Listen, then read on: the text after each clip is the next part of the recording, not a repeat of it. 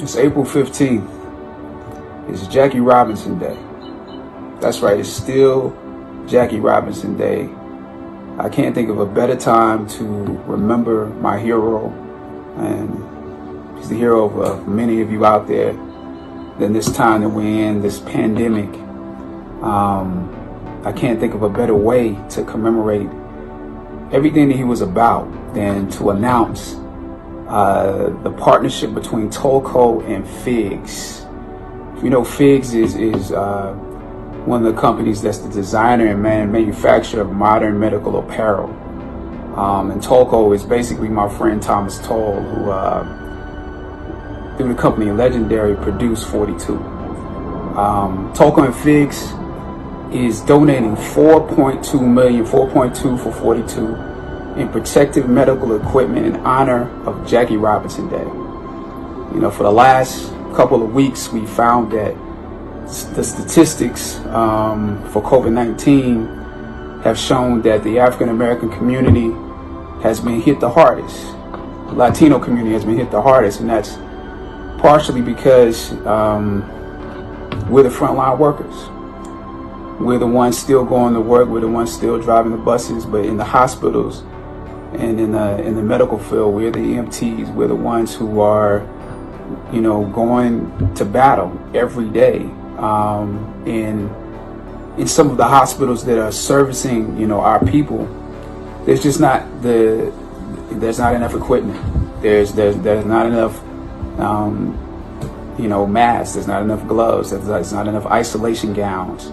And so what Tolco and Figs is doing is they're going to execute the distribution of those scrubs, of those masks, of those isolation gowns to those hospitals that have been impacted the most.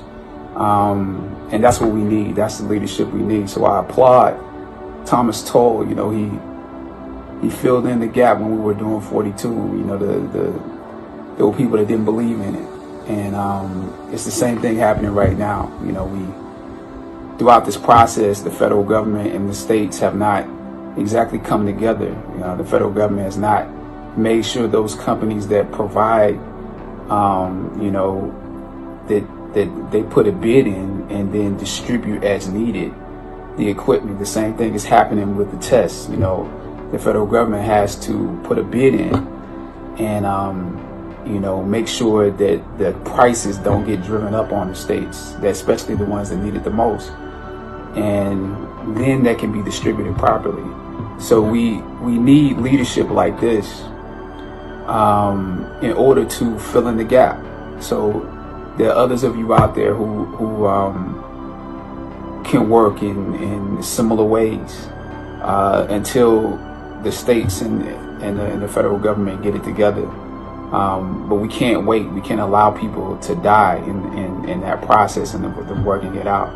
So Jackie Robinson Day is still alive. We're still in second base. We're still in third base. We're still in home. And so let's celebrate him today.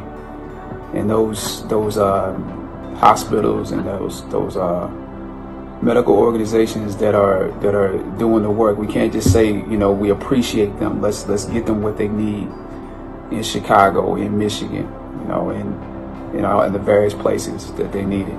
So happy Jackie Robinson Day. Happy hashtag Operation 42. That's what this is. Operation 42. 4.2 million. Thomas Toll, you the man. What was the scariest moment while filming 21 Bridges? I would say hands down, it would have to be during the chase scene. I'm chasing Michael, chasing Stefan's character.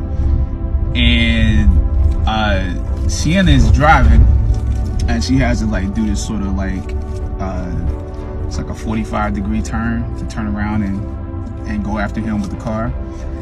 And it's a stunt woman driving some of the time during these really difficult ones because the car has to come really close to me. And, you know, while she's sort of skidding, the car skidding, it almost hit me two times. I had to like actually dodge the car in order for it to not hit me. And it wasn't really scary until after the fact. I thought about, like, if I hadn't had reflexes, you know, the movie would have stopped at that point. So that's hands down scariest moment of 21 Bridges, for me at least.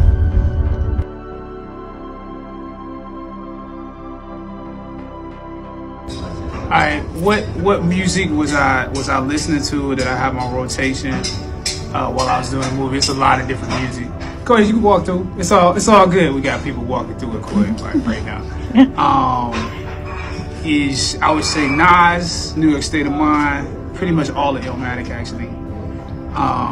KRS-One, The Bridge Is Over, Black Star, Thieves in the Night, Jay-Z, Where I'm From, Notorious Big, somebody trying to play it right now. So Notorious Big, Warning, Baby Huey, Hard Times, Raekwon, Verbal Intercourse, and sometimes the whole Only Built for Cuban Links album, GZA, the whole Liquid Swords album, Mobb Deep, The Shook Ones, that's a favorite, Hans Zimmer, the Last Samurai album and the whole thing, but mostly Hard Teacher.